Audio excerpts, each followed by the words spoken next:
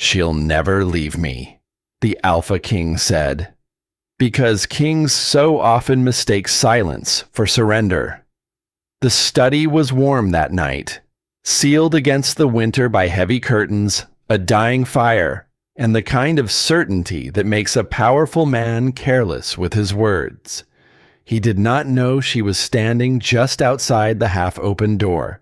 He did not see the report slip from her hands, or the moonstone clasp come loose from her throat, or the way 5 years can shatter inside a single careless sentence. "She always stays," he told them. "She knows where she belongs." And in the cold corridor beyond, a woman who had given him everything finally understood the difference between being needed and being loved. She made no sound. She never had. But behind her, the doorway was already emptying, and it would take him far too long to turn around. The study was warm that night, warm in the way rooms become when they are sealed against winter by heavy curtains, a dying fire, and the kind of certainty that makes a man careless with his words. Seraphine Vane stood just outside the half-open door.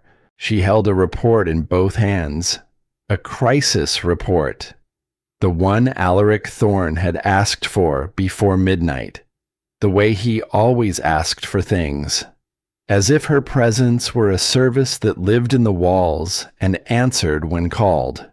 She had walked these corridors for years. She knew where the stone dipped, where the floor groaned, where sound might betray a woman who had learned to move without being noticed. Tonight, she made no sound at all. Tonight, silence made the truth easier to hear. Inside the study, Corwin Ash stood near the map table, a border ledger open beneath his palm. Vesper Kane sat by the hearth in a pale silk, one finger tracing the rim of a cup she had not touched. And Alaric. Alaric sat at the head of it all, bent over a treaty draft, his voice moving through the room like a man who believed the only ears listening were the ones he trusted. "You are too certain," Corwin said quietly. "Seraphine has carried more than anyone here admits." Alaric did not look up. "Sarah is tired," he said. "She will rest. She will return." Vesper lifted her gaze from the fire. "Because of me?" she asked, soft, careful, the way a woman speaks when she wants sympathy without appearing to reach for it. Alaric paused, but not long enough to sound like guilt. "Because of change," he said. "Change." Out in the corridor, Sarah felt the word land against her chest and settle there like frost. Change. Such a clean word. Such a royal word. The kind of word people reached for when they wanted a wound to sound like policy. When they wanted to move a woman across a room the way they moved furniture and call it necessity. Her fingers tightened around the report. Corwin's voice hardened, just slightly. "She is not a thing you rearrange when the room changes, Alaric." The Alpha finally looked up.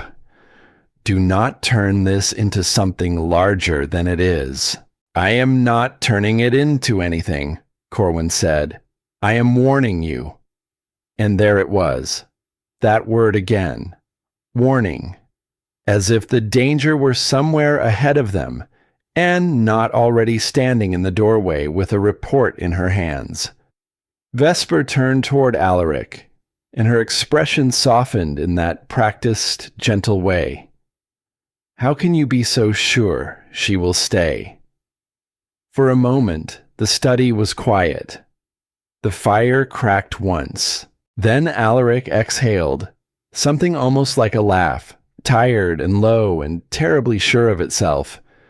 "Because she always stays."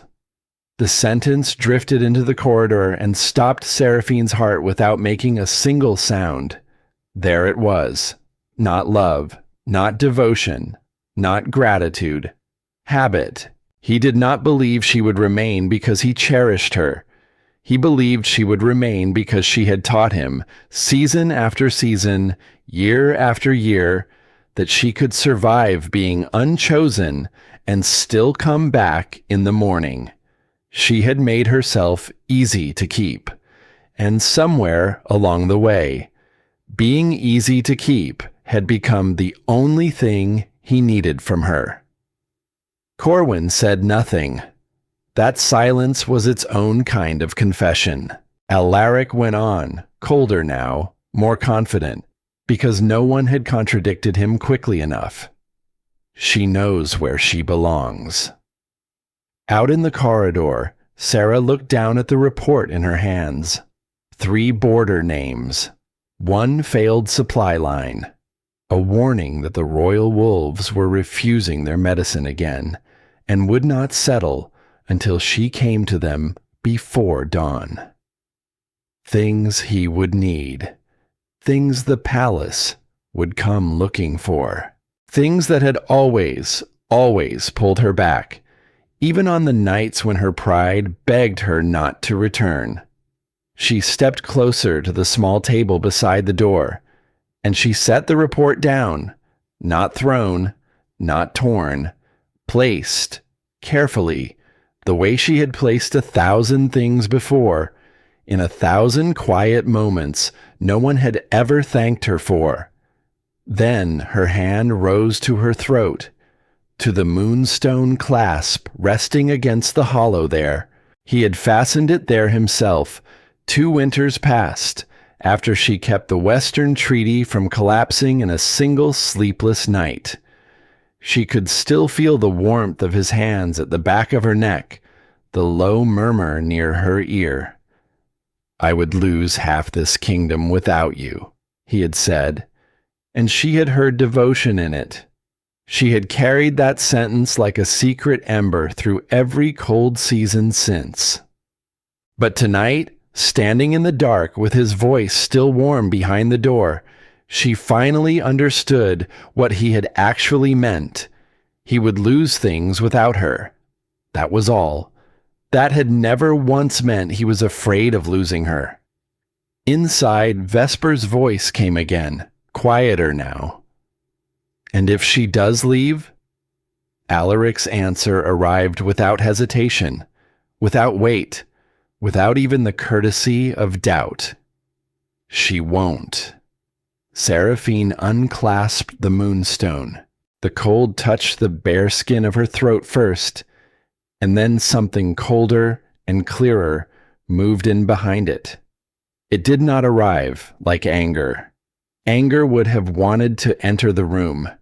Anger would have wanted to be seen and heard and answered. This was not anger. This only wanted a door. She laid the clasp on top of the crisis report. The stone caught what little light there was and glowed once, faint and blue. Then went dark. Behind the door, she heard the soft shift of a chair. Corwin, perhaps, catching the small sound of silver meeting paper, his head turning toward the corridor. But Sarah had already stepped back into the shadow. For one breath, through the narrow gap of the door, their eyes met. Corwin saw her, and his face changed. Warning, regret, something that looked almost like grief arriving far too late to be of any use. Sarah lifted one finger to her lips, not for secrecy, for silence, the kind she was choosing now, not the kind they had always taken from her. Then she turned away. Behind her, Alaric was still speaking in that warm, certain room, still building sentences on the belief that certainty could hold a woman in place the way stone holds a wall. She walked down the dark corridor without a single tear, without a scene, without pausing to hear whether he would say her name. He would not, of course, not yet. It would take him far longer than it should to turn his head toward that doorway and notice the shape of what was missing. The palace was built to echo power. Footsteps, commands, the weight of a verdict. It had never learned how to echo an absence. And so the corridor made no sound as she walked. No sound at all, while the doorway behind her stayed open and warm and empty. Empty in a way he had not yet begun to understand. Somewhere ahead, the servant stairs waited, the old laundry gate, a road she had never once let herself imagine, because staying had always felt like proof that she was loved. Her hand drifted to the bare place at her throat. The cold sat there now, honest and plain. And for the first time in longer than she could name, the cold did not pretend to be devotion. She kept walking.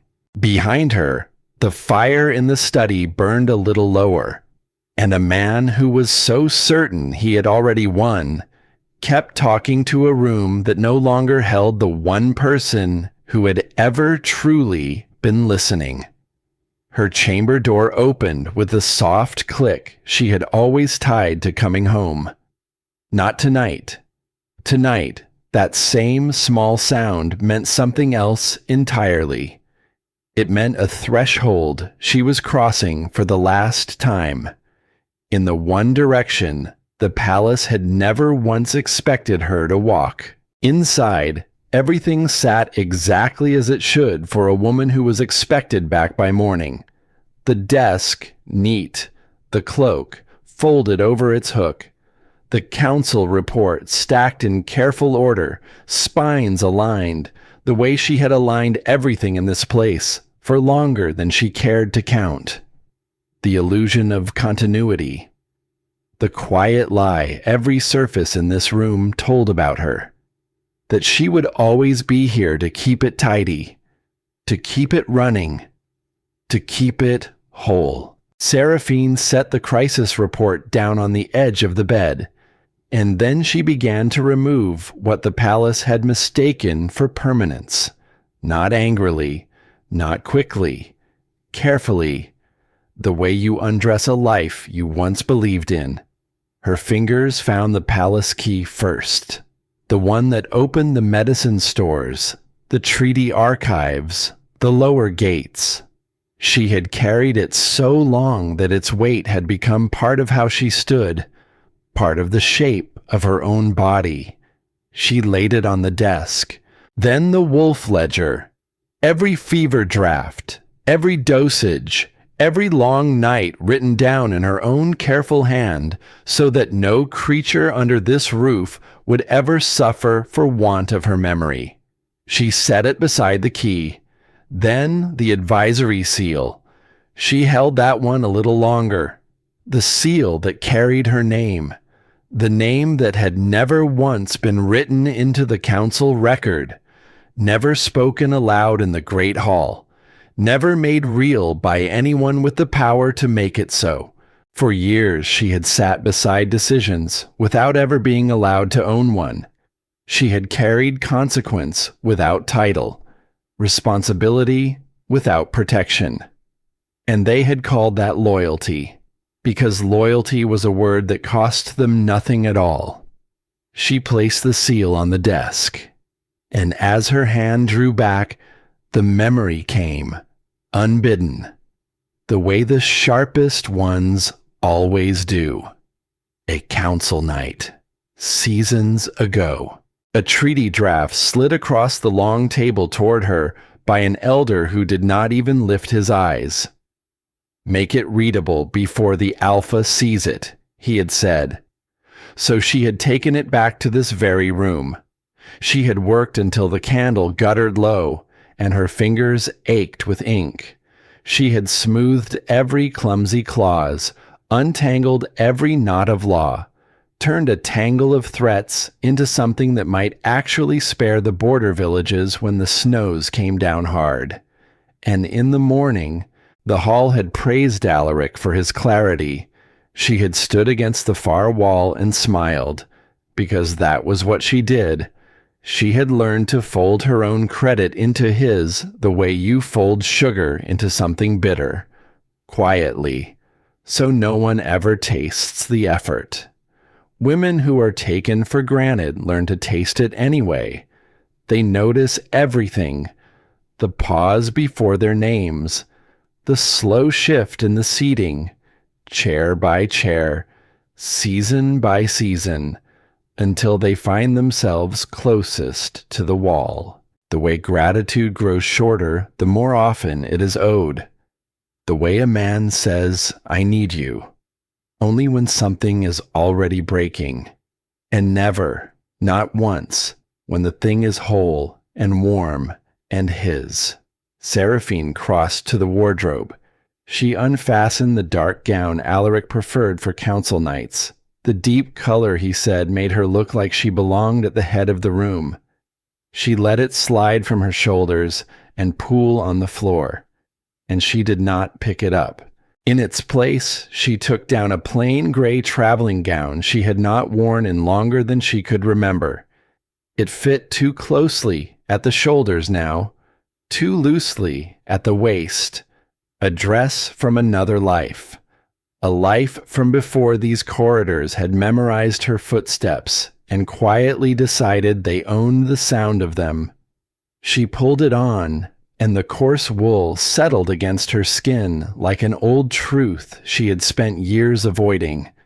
Then she took down a small leather bag from the top of the wardrobe, and she began, at last, to sort what was hers from what had only ever been borrowed. It did not take long. Her mother's ring, a comb worn smooth at the teeth, 3 coins, a wrapped sprig of dried lavender that Odette Marsh had once tucked into her drawer after a long fever, on a night when no one else in the whole vast palace had thought to sit at her bedside. That was all. All the years she had poured into this place. And what truly belonged to her still fit beneath one arm. The realization did not break her. It only clarified the count. She looked back at the desk, at the small, quiet map of everything the palace had taken from her hands, and renamed devotion. The key, the ledger, the seal. And then she reached for one last thing. A thin black ribbon, coiled in the corner of a drawer. He had tied it around her wrist himself, one northern night, laughing low because the council had finally called her valuable at supper. "See?" he had murmured against her ear, his breath warm at her throat, his fingers lingering a moment too long at her pulse. "They are learning." She had smiled that night. She had let herself be warmed by the terrible, foolish hope that being noticed might one day become being chosen. Now she set the ribbon beside the moonstone clasp on the desk. No bitterness in the gesture, only accuracy. They had learned her value. They had never once learned her worth. And those were not the same thing at all. Across the palace, in the warm and dying light of the study, that lesson had not yet begun to reach him. Alaric Thorne leaned back in his chair as the fire folded down into embers.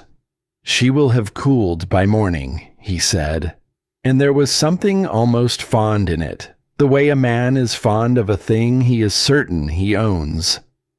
Sarah does not stay angry. She has never had the temper for it. Corwin Ash did not answer. Vesper Kane shifted by the hearth, and when she spoke, her voice was soft as candle smoke. "She works so hard for you," she murmured. "It would be a shame if all that quiet devotion went unnoticed." She let the words hang there, just long enough, because Vesper had been watching this palace for some time now. She had watched the way the whole restless machinery of it ran smoother when Seraphine was near. And she had understood something Alaric never had. that a man who cannot see the woman holding up his world is a man whose world can be quietly rearranged around him. Every soft word she offered him was a stone laid in a foundation only she could see. Move the chair a little closer to the wall. Praise the alpha's clarity, never the hand that wrote it. Let him grow so certain of the woman beside him that he stops looking at her altogether. And a man who has stopped looking is a man who will not notice when the space beside him comes open.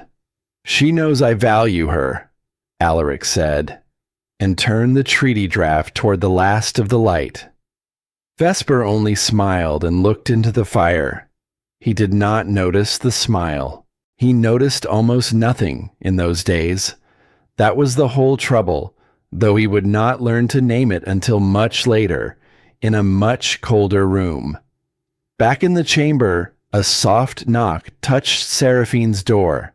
Not firm enough to be Corwin, not careless enough to be a guard. Odette. Seraphine stood very still, her hand resting on the strap of the bag. The knock did not come again. Odette had never once forced a threshold in her life. She knew, the way the women who serve behind walls always know, that some doors have to be opened from the inside, or not at all. After a moment, Sarah opened it. Odette Marsh stood in the corridor with a shawl pulled tight around her shoulders, her face pale, her eyes already wet. Her gaze moved slowly to the bag in Sarah's hand, to the bare place at Sarah's throat where the clasp had always caught the candlelight, to the desk behind her, and the small, careful arrangement of everything left behind. Understanding reached her before words did.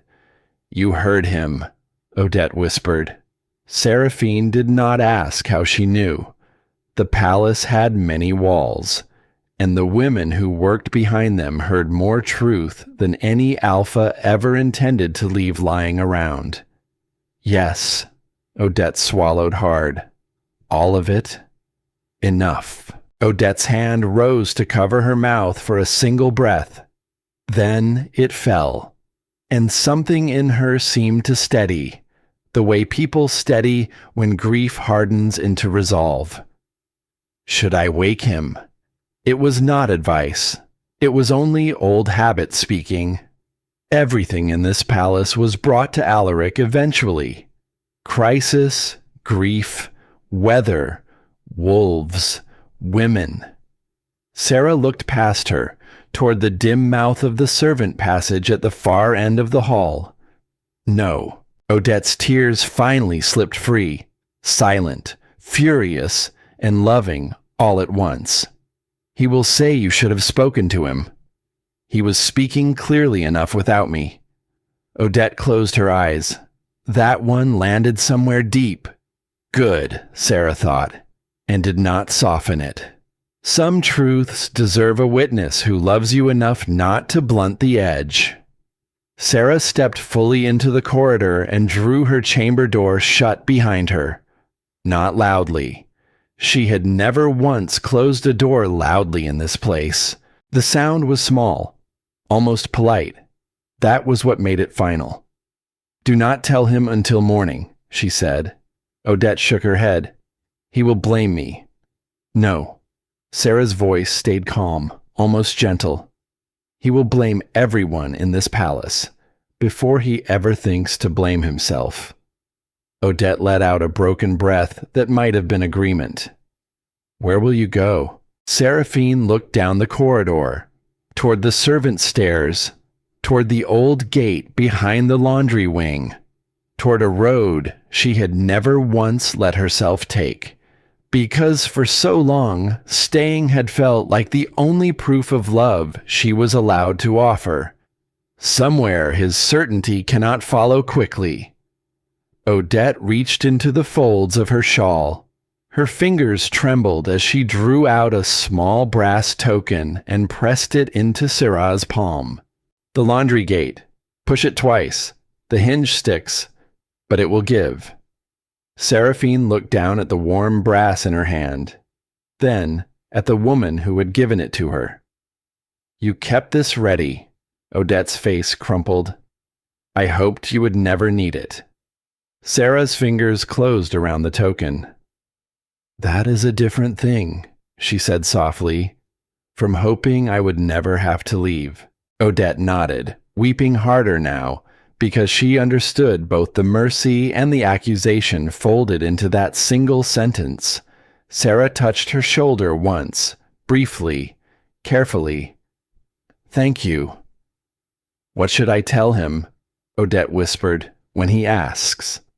Seraphine glanced back at the closed door, at the chamber that would soon look far too clean for panic and far too empty for denial. Tell him the doorway was already empty. Before he ever turned around. Odette stared at her. Sarah's expression did not change. "He will understand it later. He understands most things later."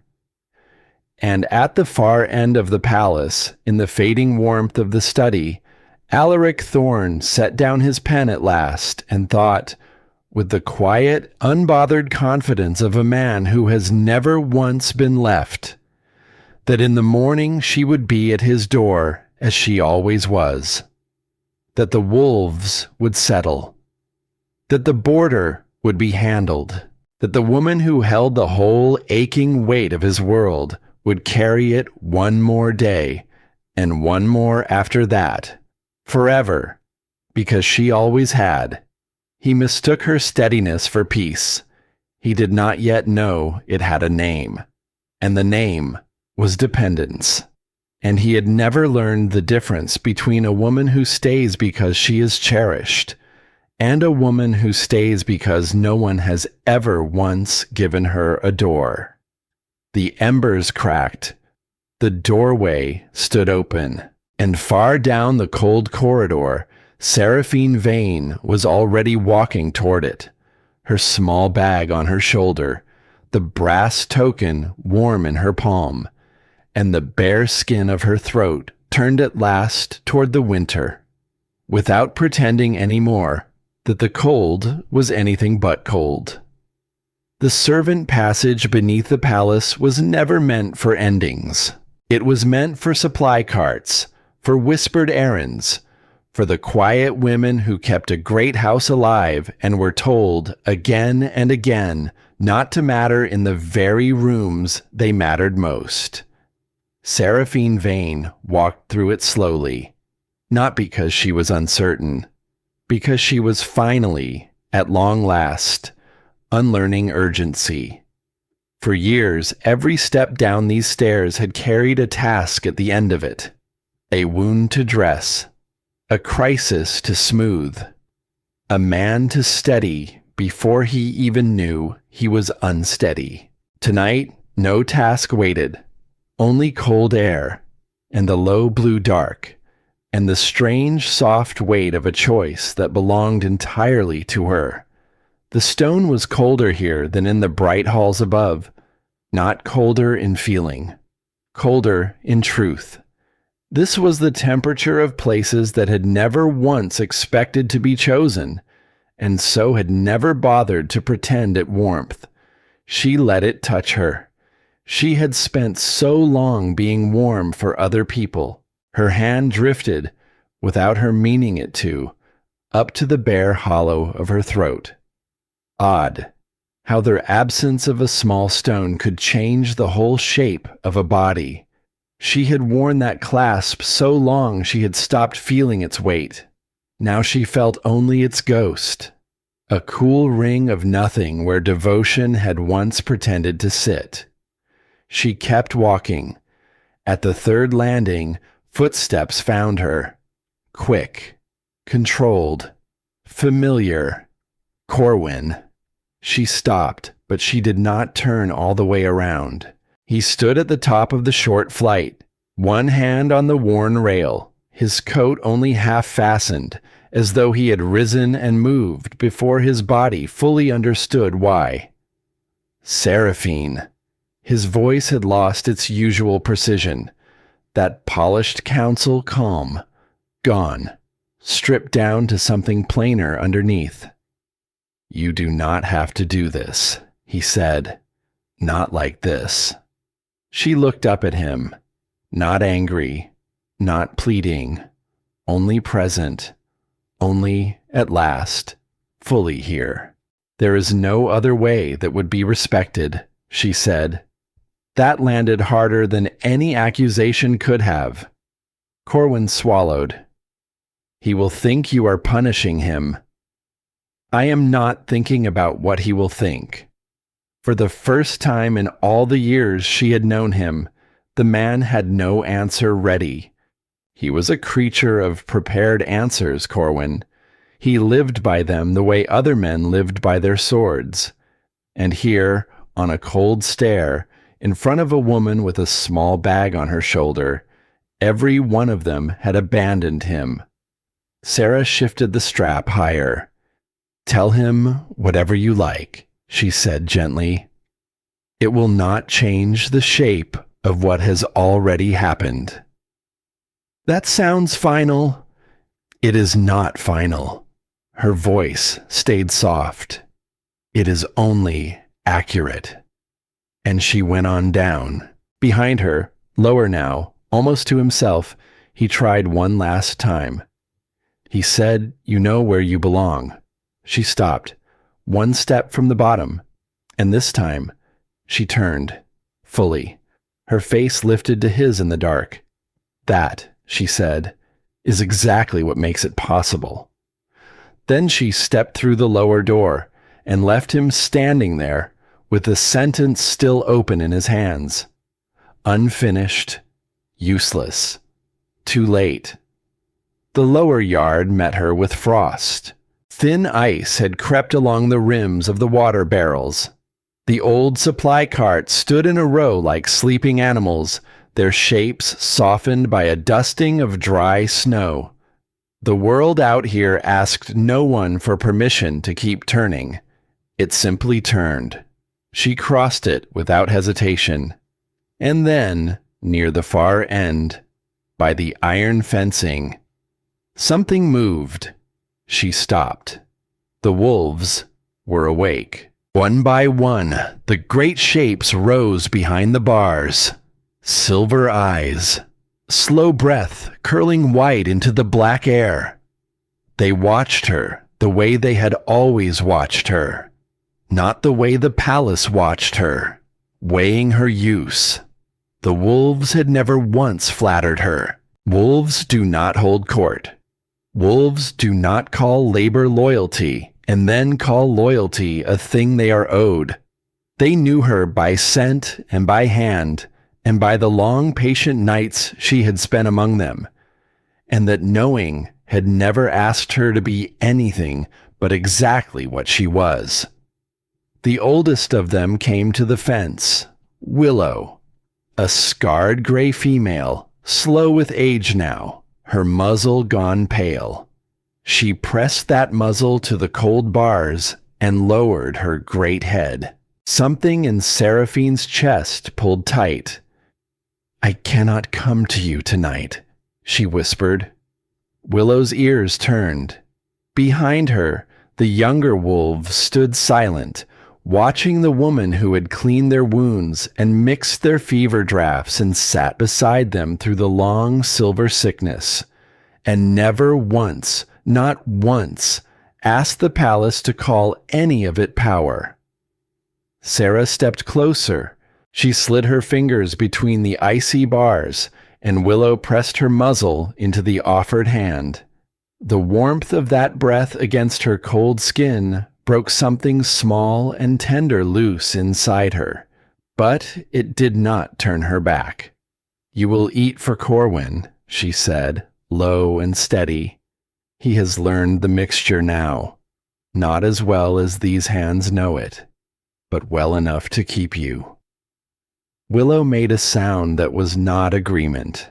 Sarah let the smallest breath of a smile touch her mouth. "Do not make this harder than it already is." The old wolf did not move. And for one suspended moment, the yard, the palace, the study, the warm room where a man still spoke his certainties into empty air, all of it drifted very far away. There was only the fence, the frost, and the creatures who had known her care before anyone ever gave it a name. "Stayed too long," Sarah murmured. Her voice did not shake, and that surprised her. Not for him. Never once for him. Willow's silver eyes held hers, and maybe the wolf understood the difference. Maybe wolves always had. Because she had stayed, yes. She had stayed for the frightened young maids and the feverish pups, and the treaties that would spare cold villages from a colder fate. She had stayed for the girl she had once been, who believed that if she was only patient enough, only useful enough, endurance might someday soften into love. She had never stayed because a man believed he owned her. Not then, not now. Somewhere deep inside the palace, a door slammed. Faint, but it carried. Sarah's head lifted. The sound had urgency in it. Someone, somewhere above, had noticed something. The empty doorway, perhaps. The report set outside the study. The pale place at her throat where the moonstone should have been. Time, which had drifted so gently all night, suddenly remembered how to run. She drew her hand back from the bars. Willow pushed against the iron, restless, a low sound rising in her throat. "No," Sarah whispered. "Do not follow me. You cannot." The command was gentle. The wolf hated it. But she obeyed. And that obedience, freely given from a creature no chain could hold, was worth more than every certainty Alaric Thorne had ever spoken over her head. Sarah turned toward the far arch, where the old service road curved away into the lower woods. She reached it just as a voice behind her called her name. Not Alaric. Corwin. Seraphine. She stopped beneath the stone arch, snow settling into her hair. He stood at the far end of the yard, coat still half fastened, his breath uneven, his face pale with the particular horror of a man who has seen the shape of a disaster and realized it has already happened. He turned around, Corwin said. She did not ask who. Corwin's eyes moved toward the high dark windows of the study, then back to her. The doorway was empty. He saw it. Sarah absorbed that quietly. No triumph came, no pleasure, only the strange clean ache of being, at last, proven gone. Corwin took one careful step forward. "He's going to come after you." She looked past him, up toward those tall black windows. A figure moved behind one of them, too distant to read, too late to matter. "Then tell him not to wake the whole palace," she said, for a woman he was so certain would never leave. Corwin closed his eyes. When he opened them, regret stood plain in them, a confession he had no right to make on another man's behalf. "Where will you go?" She turned toward the service road. The snow ahead of her lay unmarked, smooth, untouched. For the first time in longer than she could remember, no one had assigned her the next step. "Forward," she said, and she walked through the old gate into the cold hour before dawn. Behind her, the palace was only just beginning to wake into consequence. Ahead of her, nothing yet had decided her name. The service road narrowed as it left the palace grounds. Woods rose on either side, black trunks heavy with snow, the silence between them thick as wool. It was the kind of quiet that pressed against the ears, that made a lone traveler suddenly aware of her own heartbeat and how loudly it seemed to carry. Sarah did not slow. She had spent her whole life afraid of the wrong things, afraid of being too much, afraid of being not enough, afraid of the pause before her name. She would not now be afraid of a road, but the road, it must be said, cared nothing for her courage. The cold deepened as she walked. It found the loose weave of the gray gown, the thin places at her wrists, the bare skin of her throat.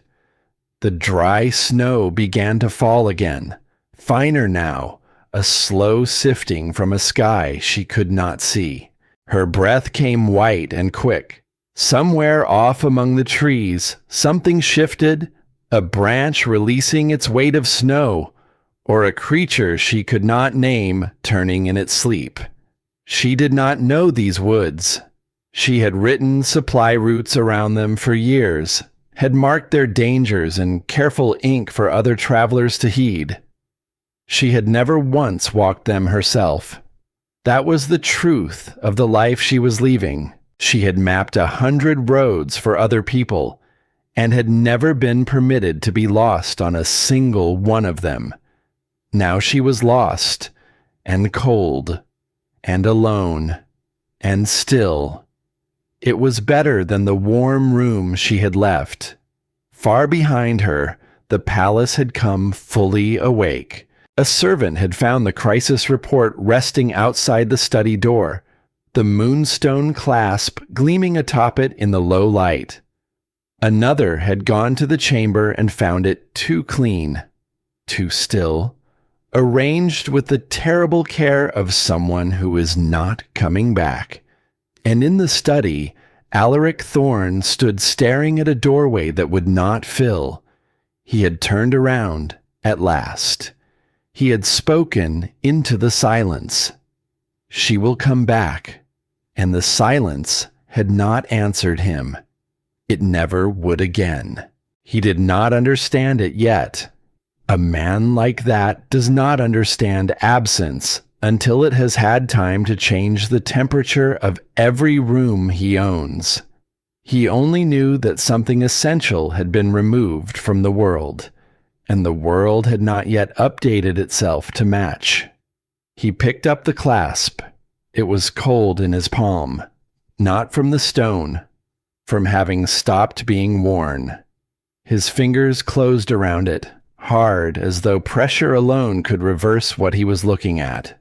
"She is angry," he said aloud to no one. "She will settle by morning." But the words came out thin now. They had lost their old confidence somewhere between his mouth and the empty doorway. He was a man reciting a prayer he had stopped believing, and had not yet noticed he stopped. Behind him, Corwin appeared in the study door. "She is not in the palace, Alaric. She is in her chamber. I have seen her chamber." Something in the way he said it made Alaric turn at last. Out in the woods, Seraphine felt none of this. She felt only the cold, and the climbing dark, and the long, unfamiliar road. She came, after a time, to a place where the trees thinned and a low ridge opened before her. The wind struck harder here, unbroken, carrying the smell of iron and snow and something colder underneath. The raw scent of open country that had never belonged to anyone. She pulled the thin gown tighter and pressed on, and as she climbed, a memory rose to meet her. Unwanted, insistent, the way the old ones always come at the worst moment. A storm season, years past, a border collapse, a long room and her own hands stained with ink and something darker, refusing to stop, refusing to sleep, because the work was not finished and the villages were not yet safe. He had found her there near dawn. He had stood in the doorway and looked at her, exhausted and stained and unbroken, and he had said the words she had carried like a coal through every winter since. "I do not know what I would do without you." Back then, she had believed it meant she was irreplaceable. Now, alone on a frozen ridge with the wind tearing at her gown, she finally understood what it had truly meant. It had meant she was available, nothing more. He had never once feared losing her. He had only feared losing the things she carried for him. And a woman can spend her whole life mistaking one for the other, if no one ever teaches her the difference, and if she is too tired and too hopeful to teach it to herself. Sarah stopped at the top of the ridge. Below her, the land fell away into pale, unbroken country. No palace, no walls, no warm room, no waiting task, no certainty spoken over her head, only forward. The cold had reached deep into her now. Her fingers had gone stiff around the strap of the bag. Her lips felt numb. Some distant, sensible part of her knew that a night like this, out here, unsheltered, was its own kind of danger. Older and simpler than any she had left behind. She would have to find shelter before the cold found the rest of her. But she did not turn back. She stood a moment longer, breathing the raw, open air, letting it fill her lungs with something that finally, truly, belonged to no one. And then, faint on the wind, from somewhere far below and to the east, a light, small, yellow, steady, not the cold blue of the palace, not the flicker of a torch on the hunt. Just a low, warm window burning in the dark, the way a window burns when someone inside has no reason to fear the night. Sarah fixed her eyes on it. She did not know whose light it was. She did not know whether it would welcome her or turn her away. She knew only that it was forward, and that forward was the single direction left that no one had chosen for her. She began to pick her way down the far slope, one careful step at a time, the frozen earth crackling beneath her, and as she went, another memory tried to rise, the warm weight of his hands at the back of her neck, fastening the clasp, the low murmur of a man who believed he was giving her something precious. She let it come, and then she let it go. She was not carrying his voice down this ridge with her. She had left it in the study, where it still played on, over and over, to a room that no longer held the one ear that had ever truly listened. Far behind her, in that very room, a man had begun at last to walk. Not run. Not yet. Pride does not run. It walks slowly, toward the chamber it is certain will prove it right, because a king does not believe in an absence until his own 2 feet have carried him into the heart of it. He would find the too clean room. He would find the folded report on the bed, and the single line she had left in her own precise hand. He would read it once, and then again, and the words would be simple enough that they would need no interpretation at all. I will not be where I am assumed. But all of that was behind her now. Ahead of Seraphine Vane, there was only the cold slope and the small yellow light, and the long dark hour before a dawn that no one had told her would come. She lifted her chin against the wind, and she kept walking down toward the warmth of a window that had never once been lit for her use, toward a world that had not yet been handed her name to carry, and would, in time, learn it from her own mouth instead. The snow closed softly over her footprints behind her.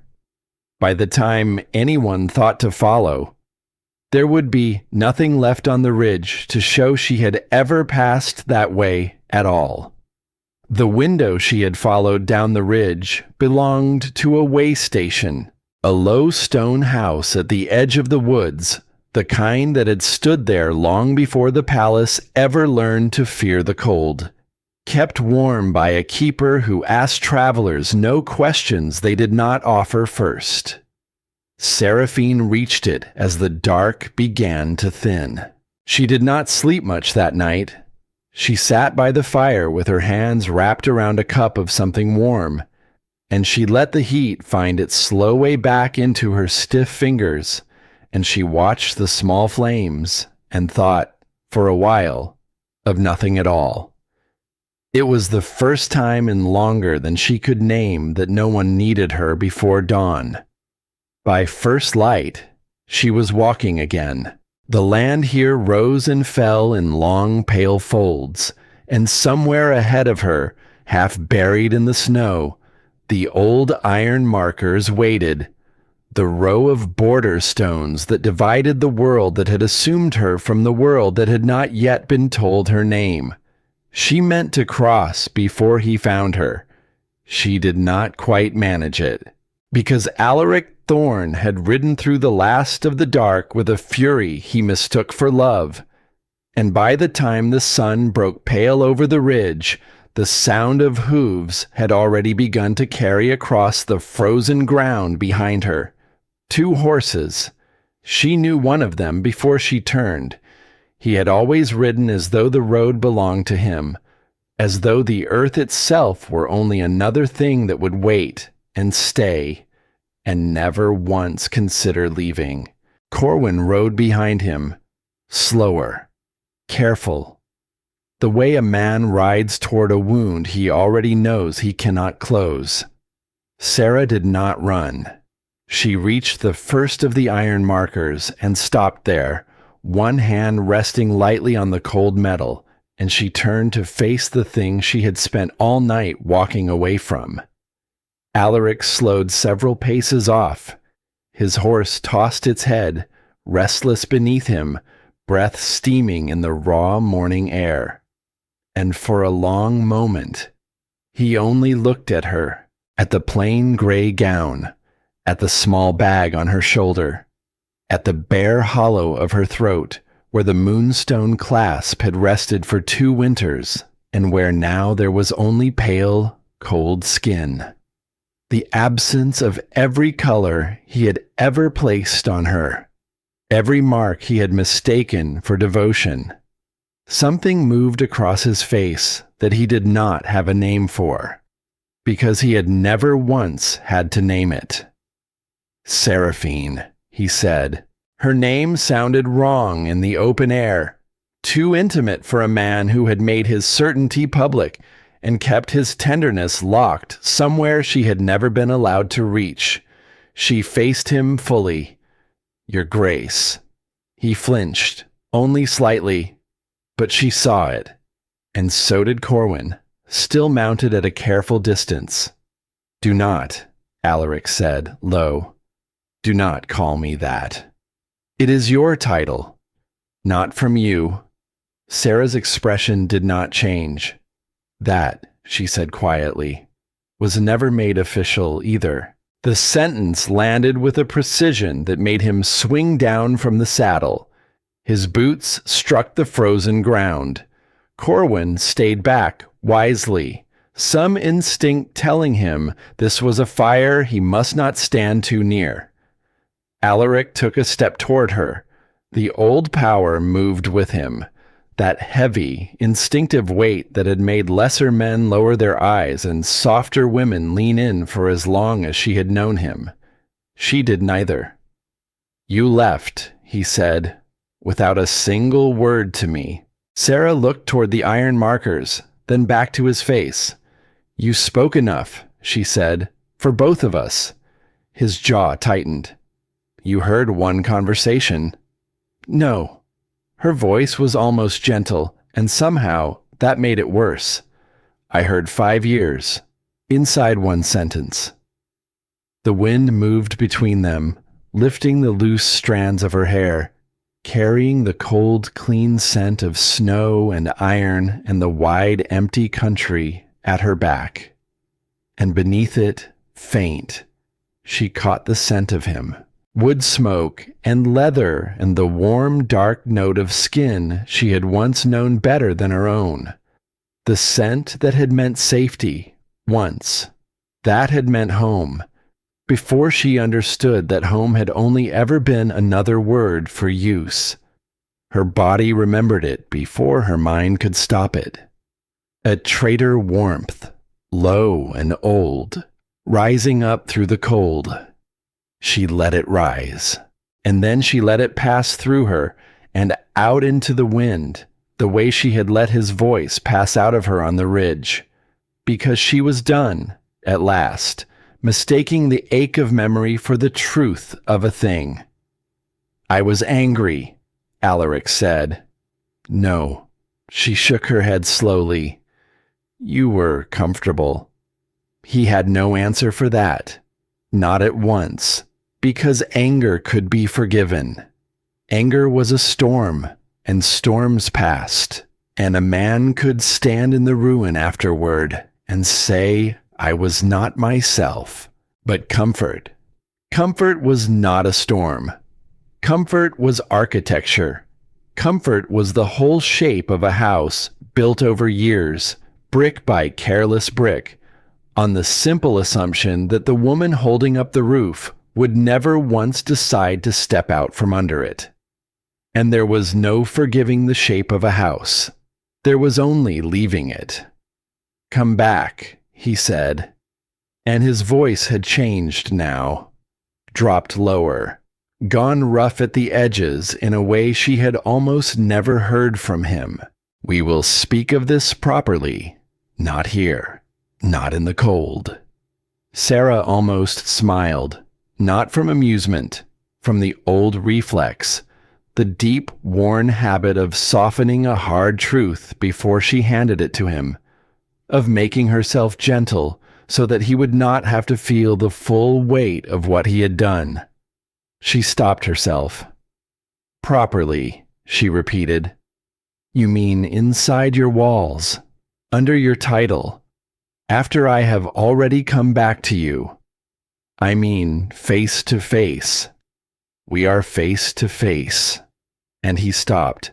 He seemed to notice for the first time that the conversation was already happening, and that it was not obeying him, that she was not being managed, word by patient word, toward the answer he wanted, that the woman in front of him was not a problem he could solve with the right low murmur. He took another step. Close now. Close enough that the warmth of him reached across the cold air between them. Close enough that she had to lift her chin to hold his eyes. "Seraphine," he said again, quieter, almost undone. "I made a mistake." "No," she said. "You made a belief visible." Something in his face broke a little. Not because she had shouted. She had not raised her voice once all morning. It broke precisely because she had not. His gaze dropped to her mouth, then to her bare throat, then, helplessly, to the small bag on her shoulder, packed with everything that was truly hers, and nothing at all that had ever been his. "You cannot walk into that country alone," he said. "It is not safe. Neither was staying where I was assumed." Corwin lowered his eyes. Alaric did not. His pride was wounded, plainly. But underneath the pride, something older had begun to bleed. Something he had kept so carefully hidden, even from himself, that its sudden ache seemed to catch him entirely off guard. He lifted his hand. Not to command, not to seize, slowly. The way a man reaches for something he is only now afraid has already gone. His fingers rose toward the bare place at her throat, toward the ghost of the clasp he had fastened there himself, in the warm dark, with his mouth close to her ear. And Seraphine went very still. She did not step back. She only looked at his hand, at the calloused fingers she had watched sign 100 decrees, the hand that had rested at the small of her back in crowded halls, that had tucked a black ribbon around her wrist once and called it proof that they were learning. She looked at that hand until he began to understand, until the reaching stopped meaning what it had always meant and began, at last, to mean what it truly was. An old habit, grasping after a thing it had never once taken the care to hold. His fingers hovered a breath from her skin. She could feel the warmth of them, could feel, if she leaned even slightly forward, how easy it would be to fall back into the shape of the woman she had been, the woman who stayed, the woman who softened, the woman who let a warm hand at her throat convince her, for one more winter, that being needed was the very same thing as being loved. It would be so easy. That was the danger of it. Not that it was cold, but that it was warm. Not that it repelled her, but that some deep, worn part of her still, even now, wanted it. She let herself feel that too. She had spent her whole life pretending not to feel the things that were inconvenient to feel. She would not begin this new life with the same old lie. And then she spoke, so quietly that he had to lean in to catch it. You lost the right to reach for me. Before you ever noticed I was gone, his hand fell to his side, empty, and the warmth between them cooled all at once into the plain, clean cold of the open morning. For a moment, he simply stared at her, and in his eyes, she watched something rearrange itself. Watched a man who had spent his whole life certain of the ground beneath him feel it shift for the first time and not know how to stand. There is no one, he said, and his voice cracked on it, low and raw, who knows the running of that palace as you do. No one who steadies the council, no one the wolves will take their medicine from. You are the whole quiet spine of everything I hold. And there it was, even now. Even here, with his heart breaking open in the snow, he could only reach for her by naming what she did, never once what she was. Sarah felt the last thin thread of old hope go quiet inside her. I know, she said softly. That is exactly what you have always seen. That was when the far trees moved. A dark horse stepped out from the white tree line on the other side of the markers. Its rider wore no crown, no color of any court she knew. Only a heavy winter coat, and at the shoulder, a single dull pin of worn silver. He stopped on his own side of the line and did not cross it. Rourke Vale, alpha of the neighboring lands, though he wore the fact lightly, the way some men wear power only because setting it down would trouble other people more than keeping it. His gaze moved from Seraphine to Alaric and back again. Slow, unhurried, careful in a way that asked nothing of her at all. Sanctuary is open, he said. His voice was low and even, pitched to carry no farther than it needed to. No claim, no debt, no condition. Alaric's eyes hardened at once.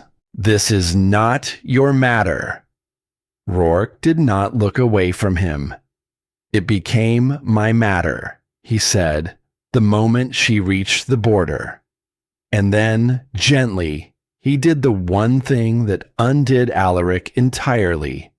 He looked at Seraphine, and he waited. He did not tell her to come. He did not gesture her across. He did not name what she should do, or how, or when. He only held the door open and drew his horse a half step back from it, and left the whole of the choice standing squarely in her own two hands. Sarah felt the difference like warmth from a second, cleaner fire. For years, every man who had ever wanted something from her had told her where she belonged. The council, the alpha, the whole patient machinery of the palace, all of it forever deciding her next step before she had finished the last. This stranger, on the far side of a row of iron stones, had simply opened a door and trusted her to find her own way through it. That was not seduction. It was respect. And after a lifetime starved of it, respect struck her harder and warmer than any reaching hand ever could. She turned back to Alaric. He was watching her with something close to panic now, though he would never have called it that. The fear had finally caught up to the pride and begun, quietly, to overtake it. "Seraphine," he said. "Wait." She paused, 1 foot beside the first iron marker. "I waited," she said, "for years." And then she crossed. There was no thunder, no crack of the sky splitting open to bless her freedom. The world did not perform her leaving for anyone who might have wished to watch. The snow only softened beneath her boots on the other side. Rourke inclined his head and drew his horse back further, giving her space instead of direction. That mattered. She would remember, long after, that even in the first moment of her crossing, he had made himself smaller so that she could feel larger. She walked until she stood fully beyond the reach of the old law, beyond the border, beyond the warm study, the waiting task, the certainty forever spoken over her head. Then, once, she turned. Alaric stood on his side of the markers, still holding the shape of her absence in his empty hands like a thing he did not know how to carry. The morning light had found his face, and for the first time since she had known him, he looked less like a king, and more like a man who had just understood, far too late, exactly what he had been given, and exactly how carelessly he had held it. "You said I would never leave," Seraphine said. Her voice was quiet enough that he had to go still to hear it. "So I stopped being the woman who made you right." He did not speak. Perhaps he could not. Corwin stood behind him, grief plain in his eyes, and nothing useful left in his hands to offer either of them. Sarah looked at Alaric 1 moment longer, not with hatred, not even any more with hurt, only with the clean, final clarity of a woman who has at last set down a weight she carried so long she had forgotten it was ever a choice. Then she turned toward the open country, and this time, when she walked away, she did not hear hooves follow. Only the wind, only the snow, only the first honest silence she had owned in years. And somewhere within it, faint and unhurried, the sound of a second horse turning, on the far side of the line, to fall into a slow and respectful pace beside her own new road, not leading it, just keeping her company, at whatever distance she chose to allow. The land beyond the border was colder in shape, though not in feeling. That was the strange thing Seraphine noticed first. The neighboring country did not pretend to be warm. It did not soften its edges to keep her, did not offer comfort in exchange for use. It simply let her walk through it, indifferent, and that indifference felt more honest than any warmth the palace had ever shown her. She followed the road down into a valley she had never seen. Smoke rose in thin threads from stone chimneys. People moved without hurry, without performance, without that constant low readiness of a household forever waiting to be looked at by a throne. A woman at the edge of the road slowed as Sarah passed, not alarmed, only curious. "You crossed alone?" "Yes." The woman looked her over once, travel-worn, quiet. No crest, no escort, no colors of any court. "You can rest in the lower house," she said, and nodded toward a plain building at the bend of the road. No one asks questions the first night. No one asks questions. Sarah turned that sentence over as she walked, the way you turn a smooth stone in your palm, surprised by the weight of a thing so small. The lower house was simple.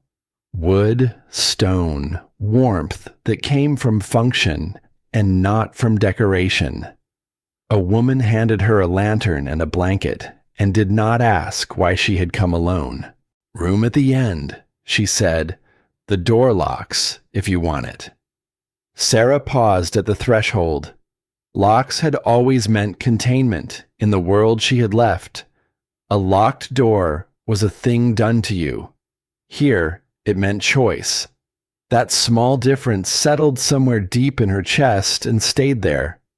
Inside, there was a narrow bed, a table, a window facing the frozen river she had crossed. She set her bag down. She stood a long moment in the quiet, and for the first time since the corridor, since the warm study and the terrible sentence, no urgency pulled at her. No one, anywhere in the world, needed her before dawn. She should have slept. She almost did. But peace, when it comes to a woman who has never once been allowed it, does not always arrive gently. Sometimes it arrives like a room too large, and she does not know where in it to stand. Sarah sat on the edge of the bed, and the silence pressed close, and into that silence. The old pull began, quietly, to return, not from him, from herself. Because she knew that palace. She knew, without being told, exactly what was happening in it right now. The council would be talking over one another around a table no one had thought to sort. The border reports would be piling in with no hand to rank them by urgency. And somewhere down in the cold kennels, the wolves would have refused their medicine again.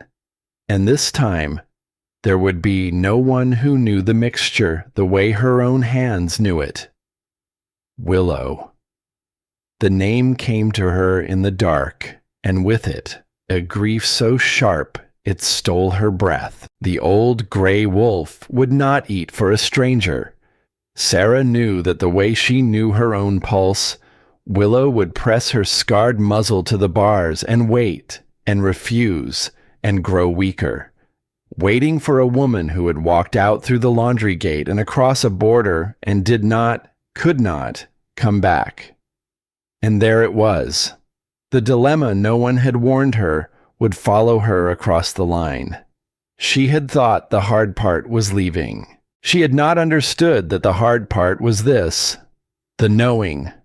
The lying awake in a warm, safe room while somewhere behind her, something innocent suffered for the very freedom she had chosen.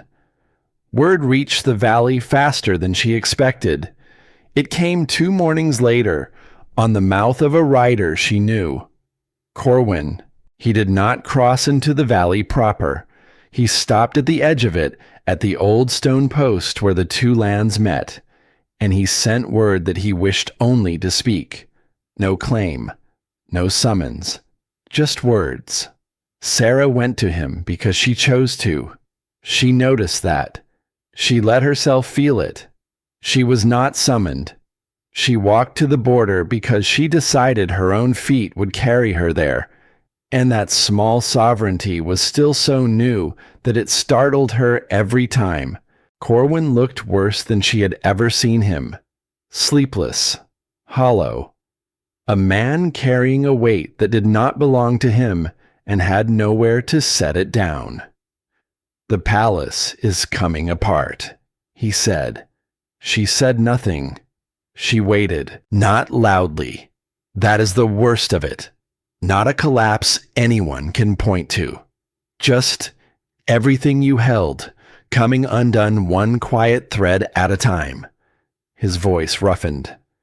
The council cannot find half the morning's business. The border villages are sending riders who do not know whose hand to put their reports in. And the wolves. He stopped. "The wolves," Sarah said quietly. "Willow will not eat." His eyes lifted to hers, and there was no strategy in them, none of the old council craft, only truth. The healers have tried. She takes nothing from them. She only lies by the bars and waits." The words went into Sarah like cold water. She had known. Somehow, knowing did not make it easier. It made it worse. Because now the suffering had a shape and a name and a pair of silver eyes turned toward a door that would not open. "There is something else," Corwin said. "Something you should hear." And then he told her the rest. That the sickness in the kennels had spread. That it had spread in part because someone had seen the chance in the chaos and taken it. Vesper Kane, moving quietly through the confusion, offering the Alpha her own steadying hand, her own soft counsel, letting the crisis deepen just enough to make herself look necessary as it did. She had hidden how bad the wolves were. She had let the healers work from the wrong belief, so that when things worsened, it would look like no one could have managed it. No one but her. It had not worked. Of course it had not. She did not know the mixture. She did not know the wolves. She knew only how to stand near power and make herself its shape. But her small, quiet game had cost the pack time, and time was the one thing the old wolf did not have. Sarah stood very still at the border stone, and inside her, two things she loved began to pull in opposite directions. On one side, the pack, Willow, the innocent lives that had never once asked her to be anything but what she was, that had given her the only unearned loyalty she had ever known. They were suffering. She could help them. Her hands still remembered every measure. On the other side, everything she had just, at last, become. Because she understood exactly how this would go if she simply rode back through the gate. She would enter as she had always entered, quietly, usefully. The nameless woman who fixed the thing no one else could fix. And the moment she did, the whole old machinery would close over her again, like water over a stone, and the palace would breathe its relief, and nothing would have changed. She would have proven them right. She would have taught them one more time that no matter what was said in the warm rooms she was never meant to hear, she would always come back to save them. That was the trap, not the wolves. The wolves were only innocent. The trap was the story the palace would tell about her return, the lesson it would learn. She belongs to us after all. She could not stay gone. She never can. Sarah looked at Corwin, and her voice, when it came, was very quiet. "If I ride back through that gate," she said, "and mix the draft with my own hands and nurse Willow through the night, and then leave again, what will they say I am?" Corwin was quiet. He was too honest to answer kindly. "They will say you came home," he said at last. "They will say you always do." Yes. She closed her eyes for a moment. "And Willow suffers while I protect my own name from them." Her mouth twisted, bitter and grieving. "There is no clean choice in that. There is only a wound whichever way I turn." Corwin looked at her helplessly. And this was the moment, the one that would decide, more than the corridor, more than the border, what kind of woman walked out the far side of this whole long winter. Because the old Seraphine would have gone.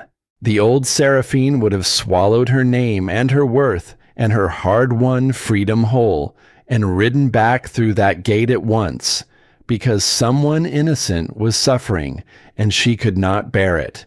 And she had spent her whole life bearing other people's costs so that they would not have to. But something had changed on that ridge. Something had settled at that border stone.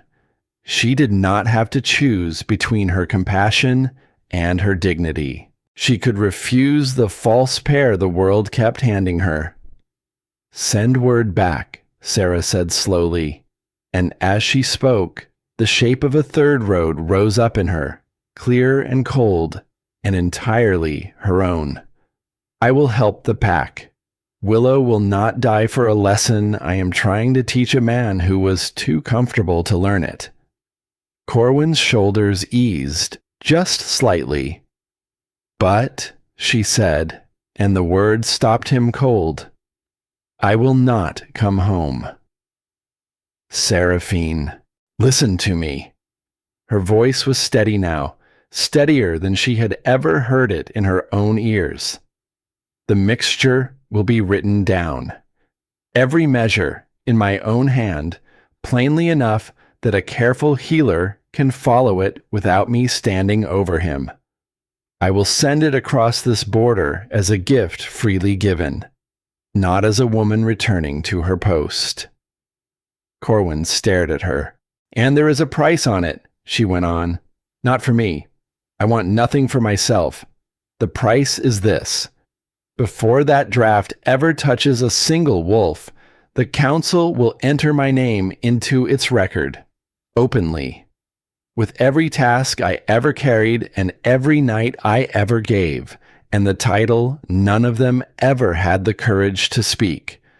Not so I can come back, so that the next woman who holds up that roof will at least be seen while she does it." Silence. The kind that changes a room. "You are asking him," Corwin said slowly, "to make public the very thing he never named, in front of the whole council, as the condition of saving his own pack."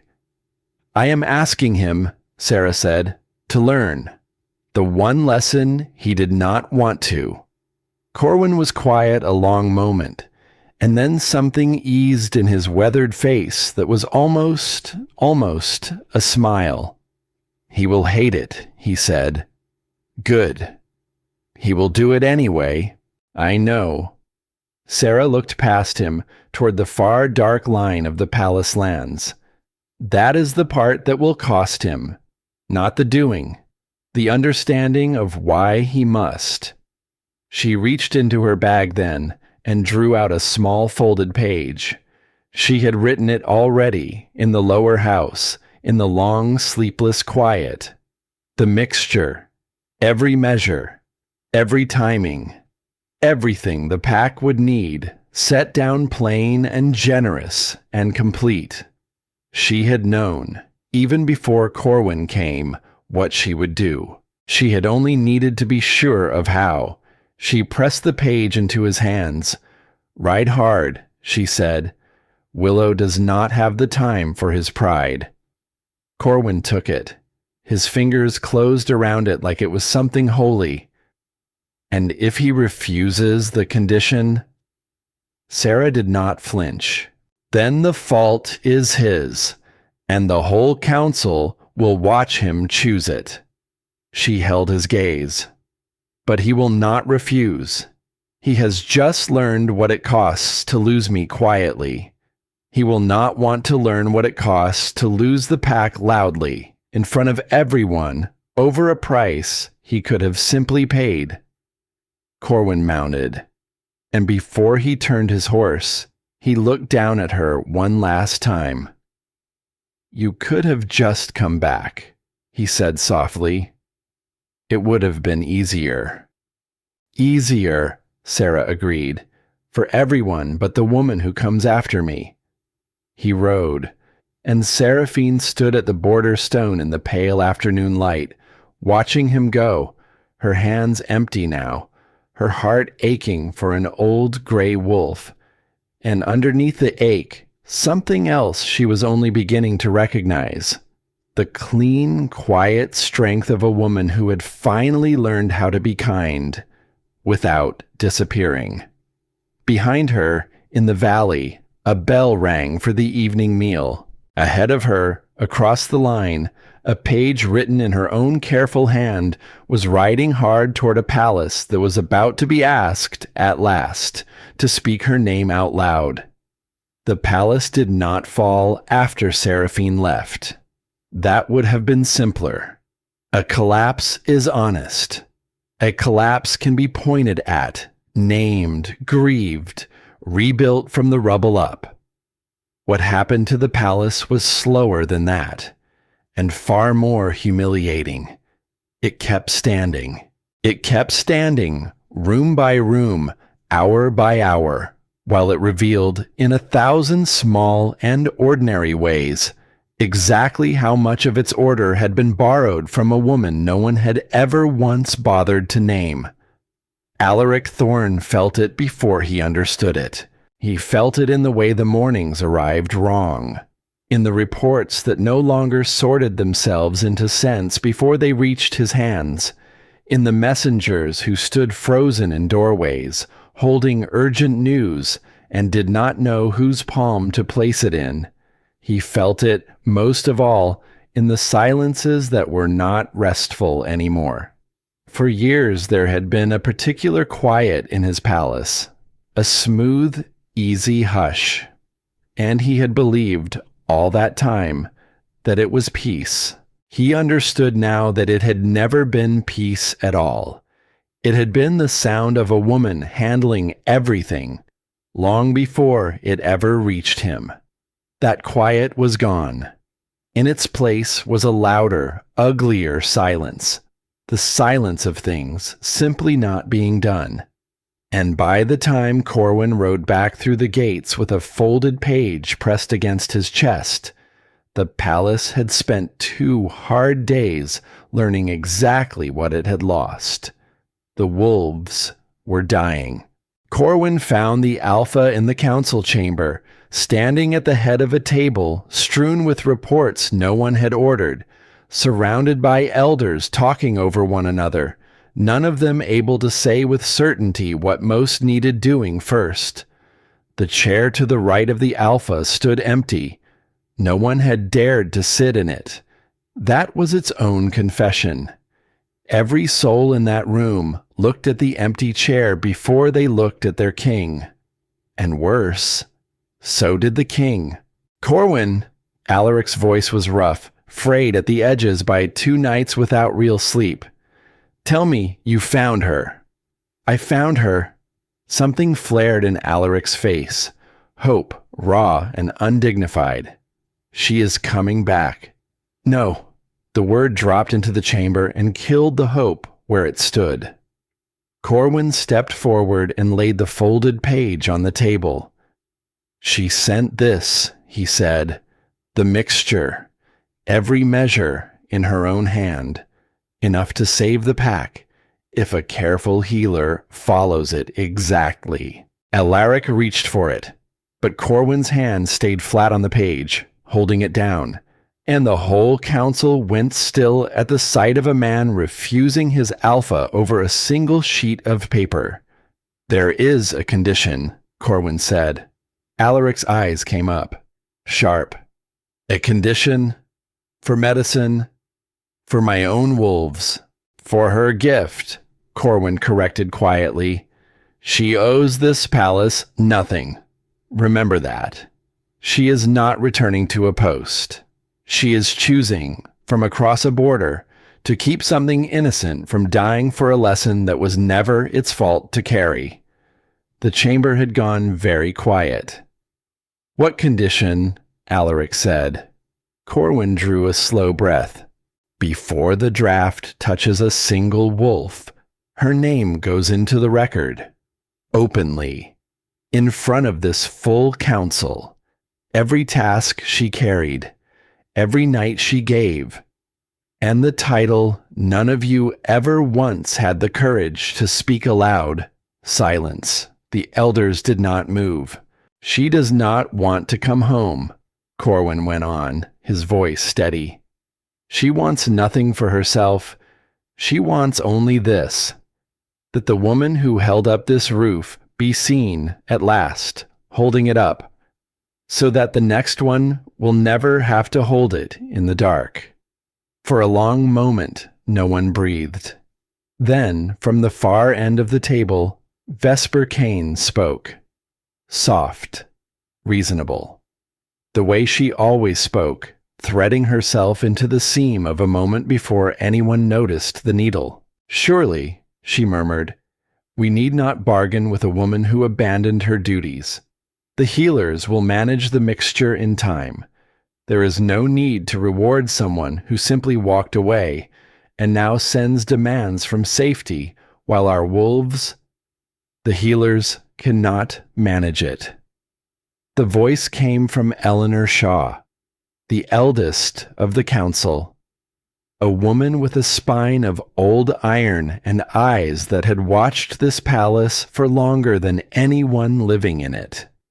She had said little through all of it. She spoke now, and the whole room turned toward her. They cannot manage it, Eleanor repeated, because they were never given the truth to work from. She turned her gaze, slow and deliberate, down the length of the table, toward Vesper. The wolves worsened, Eleanor said, not only because Seraphine was gone. They worsened because someone let the healers believe the sickness was milder than it was. Someone who found it useful to be the one calm hand in a crisis she was quietly helping along. The chamber went cold.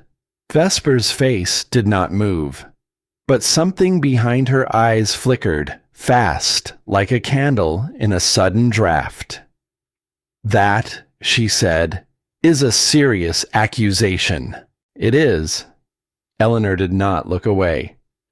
I have watched this court a very long time, child. I have watched women get moved toward walls, and other women take the empty seats. I have learned the difference between a woman who serves a house and a woman who feeds on one.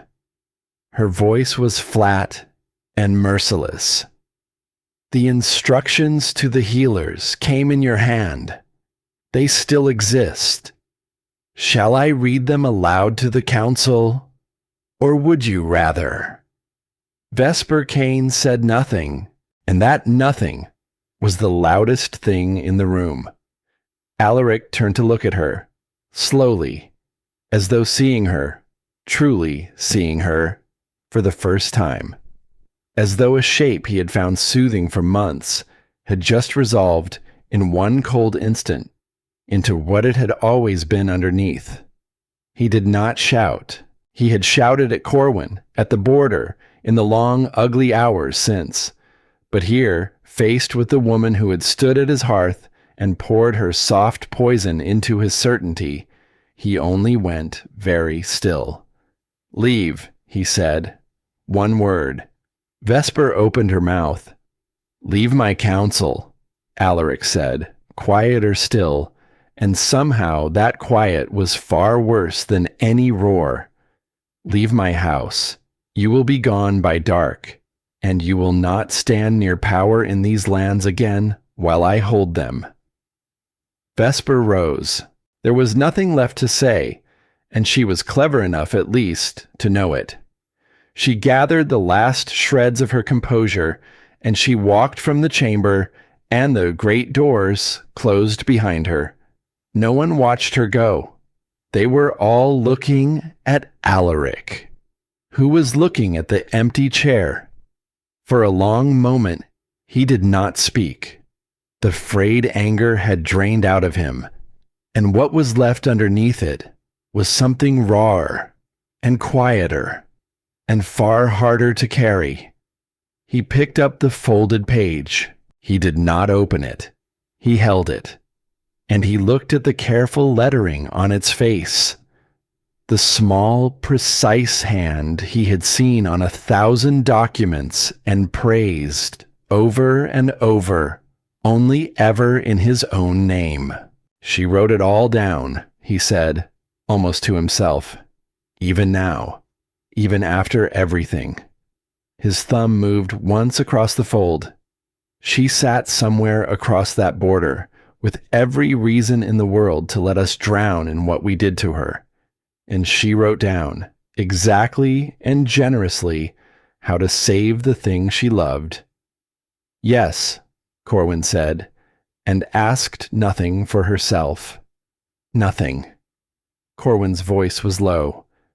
Only that we finally tell the truth about her, to ourselves, out loud. Alaric closed his eyes, and in the dark behind them, at last, he understood the full shape of what he had built. He had built a life, a good life, by every measure the world would use to judge a man like him. A steady rule, a safe border, a council that ran, wolves that thrived, treaties that held through hard winters. And every single stone of it had been laid by a woman he had never once thought to name. He had called her useful. He had called her loyal. He had said 100 times that he would lose things without her, and had never understood that a man who only fears losing what a woman does has already, long ago, lost the woman herself. She had told him, at the border, in the snow, with his own hand reaching for her bare throat, she had told him plainly, "You lost the right to reach for me before you noticed I was gone." He had thought it cruelty then. He understood now it had only ever been accuracy. Alaric opened his eyes. "Bring the record," he said. The elders looked at one another. "Now," Alaric said, "before the draft, before the wolves, her condition stands, and it stands first. Bring the record. Bring a scribe. And every soul in this chamber will witness what should have been witnessed years ago." The great record book was carried in and opened on the table, and in front of the full council, in front of the elders who had handed her their work and praised him for it, in front of the servants who lined the walls and did not pretend now that they were not listening. Alaric Thorne began to speak her name, not as a summons, not as a need, as a truth. Entered at last into permanence. He named the treaty she had saved in a single sleepless night, the one the hall had always called his clarity. He named the border villages that stood only because her quiet hand had smoothed the law that spared them. He named the wolves. Every long night in the cold kennels, every fever draft, every silver sickness she had sat beside while the whole palace slept warm above her. He named the years, the unrecorded seat, the seal that carried her name, and had never once been made real by anyone with the power to make it so. And then, at the very end, his voice rough and low and unsteady, he named the title. The one none of them had ever dared to speak. Not Luna, not servant, not guest, not the woman who helps. The plain, true one she had earned, over and over, and been denied. Chief counsel to the crown. Entered into the record, in full, with every task written beside it, and every night, and a line, at Eleanor Shaw's quiet and unbending insistence, noting the compensation owed for all the long years it had gone unpaid. The scribe's pen scratched in the silence. When it stopped, the chamber was utterly still. Alaric stood over the open book, staring down at the words as though they were both a confession and a grave. "It is done," Corwin said quietly. "The condition is met. Send the mixture to the kennels," Alaric said. "Ride, now. She has already given us more than we deserve. Do not make her gift arrive too late." And they rode. They rode with her page held open in careful hands. A healer read her small, clear script, measure by measure, and exactly as she had written it. The draft was made. They carried it down into the cold kennels, where the pack lay listless and fevered in the straw, and Willow, the old gray wolf, lay against the bars, her breath gone shallow, her scarred muzzle turned, still, toward the door that had not opened in days. The healer approached with the bowl. Willow did not lift her head. She did not lift it for the man. She did not lift it for the bowl. She did not lift it for the careful mixture that smelled almost right, and yet not right at all. Because the hands that made it were not the hands she was waiting for, and for one terrible moment they thought it was too late, that the old wolf had waited past waiting, that she would die with her silver eyes fixed on a door, refusing every hand that was not the one she wanted, the way the truest hearts sometimes do. Then Corwin knelt, and he did the thing Seraphine had written at the very bottom of her page, in a smaller hand, almost like an afterthought, though it was nothing of the kind. Tell her it comes from me. She knows my scent on the measures. She will take it if she knows it is mine. Corwin leaned close to the bars. It is hers, he said softly to the old wolf. She made it. She mixed it with her own hands and sent it across the whole cold world to reach you. She could not come, but she did not forget you. His voice caught. She would never forget you. Willow's ear turned. Her silver eyes opened, and slowly, the old wolf lifted her great head from the straw and drank. The whole kennel seemed to breathe again at once. Word of it ran back up through the palace like water finding its level. The wolves would live. The pack would live. Willow had taken the draft, and she had taken it, not because a healer had offered it, and not because a king had commanded it. She had taken it because it carried, in every careful measure, the scent of the one who had never once called her care a kind of power. Even the wolves, in the end, knew the difference between being kept and being loved. Even the wolves had always known. That night, Alaric Thorne sat alone in the study. The fire had burned low. The doorway stood open, the way it had stood every night since she left. He could not bring himself to close it, and he could not bear quite to look at it. On the table before him lay the moonstone clasp, and beside it a fresh, blank page. He had thought, for one foolish moment, to write to her, to send at last the words that pride and grief had been pressing against his teeth for days. Come back. Forgive me. I did not know. Then he remembered the line she had left him. I will not be where I am assumed. And he understood, sitting there in the low firelight, that come back was only assumption wearing the soft clothes of love. That forgive me asked her to carry his comfort one more time, across a border, on her own weary back. That there was nothing at all he could write to her that would not, in some quiet way, ask her to hold him up again. So he did not write, come back.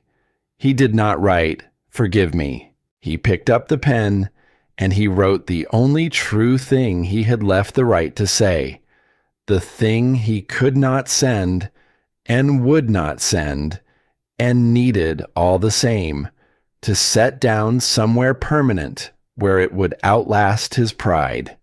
You were right to go. I have finally learned the shape of what I failed to name. Then he folded the page and set it beneath the clasp. Unsent. And beyond the border, in a valley that asked no questions and made no claims, Seraphine Vane slept through the whole cold night without waking once, for the first time in more years than she could count. She did not yet know the wolves had lived. She did not yet know that her name had been spoken into permanence in a room that had spent years pretending she did not exist. She knew only that she had chosen, at last, a kindness that did not require her to disappear.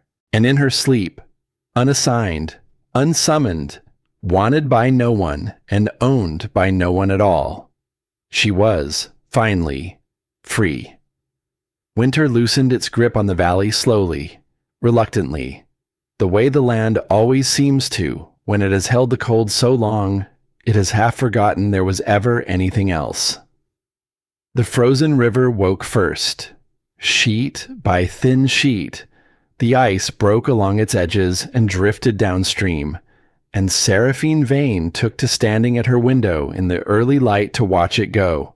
There was something in the watching that steadied her. The ice did not fight to stay. It did not cling to the banks and beg the water to keep it. When its time came, it simply broke and moved and let itself be carried on. She was learning to do the same. She did not become a new woman overnight. That is a thing the stories promise, and life so rarely delivers. The old habits followed her across the border like faithful dogs, and for a while they slept at the foot of her new life, exactly as they had slept at the foot of the old one. She still woke some mornings with a start, certain there was a crisis waiting, a report to sort, a wound to dress, a man to steady before he even knew he needed steadying. And then she would remember. No one was waiting. The morning asked nothing of her but that she wake into it. And then, one ordinary afternoon, when she was still only half unlearning the old fear, she laughed. It surprised her more than it surprised anyone. A child had come racing through the valley registry where she had begun to spend her days, chasing a runaway dog, and knocked a pot of ink clean across 3 official pages, and stood there frozen and horrified in the middle of the spreading black mess. "It was an accident," the child said desperately. "It was accidental. It was accidental law." And Seraphine laughed, out loud, bright and unguarded, and startled out of her before she could think to hold it in. She caught herself, half expecting the old response, the quick glance around the room to see who was watching, the instinct to fold the laughter away and make herself small again, useful again, quiet again. But when she looked up, no one had gone still. No one was watching her with that particular careful relief, that look the palace had always given her when she laughed, the look that said, "Good. She is not angry. She will stay. All is well. The machine still runs." Here, her laughter was only laughter. A woman laughed at a child's small disaster, and the room laughed with her, and then everyone went back to their work. No one needed a single thing from the sound of it. And that undid her more gently than any grief, because she understood, standing there with ink on her fingers and a smile she had not chosen still on her face, that she had spent years never once being allowed to simply feel a thing without it meaning something to someone else. Her joy had always been useful. Her calm had always been reassuring. Even her presence had been a service. Here, for the first time, she was allowed to just be a person in a room. Nothing more, nothing owed. It was the smallest freedom, and it was, perhaps, the one that healed her most. But the healing was not all bright afternoons. The trusting was the hardest part. She had lived so long braced for the next demand that stillness itself felt like a trap she had not yet spotted the teeth of. For years, quiet had only ever meant the pause before someone needed her again. She had to teach her own body, breath by breath, that here the quiet was simply quiet. and that it would still be quiet in an hour, and in the morning, and the morning after that. Some nights she wept for no reason she could name. She let herself. That was new too. In the palace, tears had been a luxury she could not afford, because tears frightened people who depended on her steadiness, and a frightened palace only leaned on her harder. Here, she could weep at her own window in the dark, and no one leaned on anything. And in the morning the river still ran, and she found she felt lighter for it. She had taken the work at the registry, not because she needed to make herself useful again. She understood the difference now, and she guarded it carefully, the way a person guards a thing they nearly died without. She took the work because names mattered to her in a way they never had before, because she knew in her own body exactly what it cost a person to labor for years and never once be written down. The registry was where the valley kept its records, its agreements, its holdings, the plain daily business of people who owned their own lives and meant to go on owning them.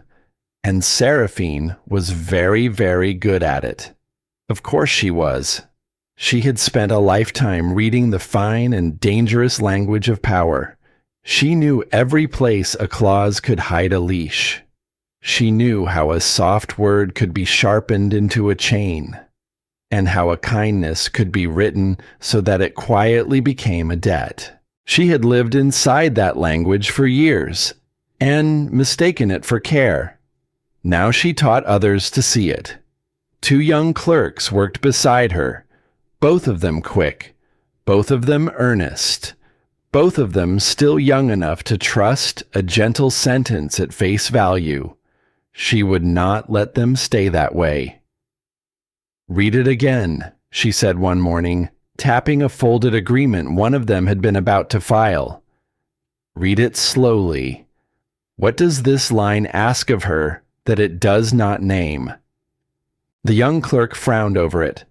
"It says, 'She will assist as needed.'" "As needed," Seraphine repeated. "By whom? For how long? At what cost? And who is left to decide what needed means?" She shook her head slowly. "That is not an agreement. That is a door left open so that someone else may walk through it whenever they please, and call it her willingness." The clerk stared at the line as though it had shifted shape in front of her. "I did not see it," she said quietly. "No one ever does," Seraphine said. "That is precisely how it works. The softest words carry the heaviest chains." She did not lecture them beyond that. She had no wish to turn her own scars into a sermon. She only made them read the lines twice, and then a third time, until they learned to feel the weight for themselves, that a soft word could be a leash, that a kindness, written carefully enough, could quietly become a debt, that the word loyalty, in the mouth of someone who benefited from it, was very often only another word for take. The girl looked up at her once, after a long silence over a difficult page. "Where did you learn to read them like that?" Seraphine was quiet a moment. The old ache rose, faint and familiar, and then, gently, it passed. "Somewhere," she said. "That taught me the hard way." And she left it there. The clerks did not fully understand her, not yet. They were young, and the world had not yet taught them what it costs to learn these things the hard way.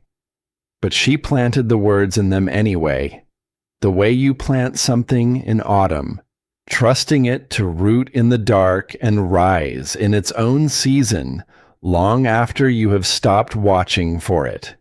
That was its own kind of quiet triumph. For years she had held up a whole palace, and it had never once thought to write her name. Now she held up nothing but a few small truths in the minds of 2 young women, and those, she knew, would outlast every treaty she had ever saved. The valley suited her in ways she had not expected. No one here measured her by what she could fix. No one moved her chair toward the wall, season by season, until she found herself sitting closest to the drafts.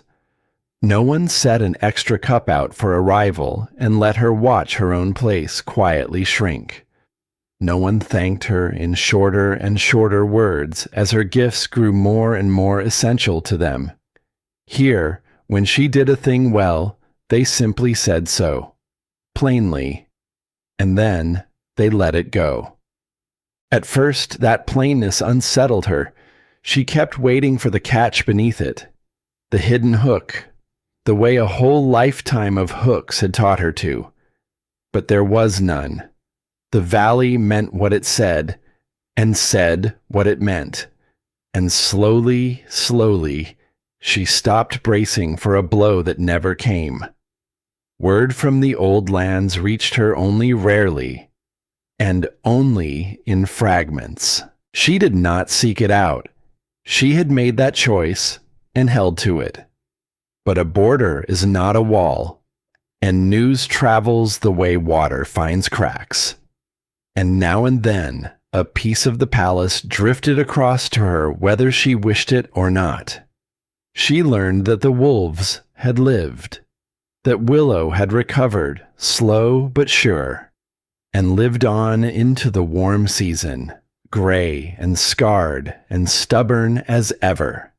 She learned that Vesper Kane was gone from the court and would not be back. And she learned, in time, of the record, of the day her name had been spoken into permanence in the great council chamber in front of everyone, every task written beside it, every night.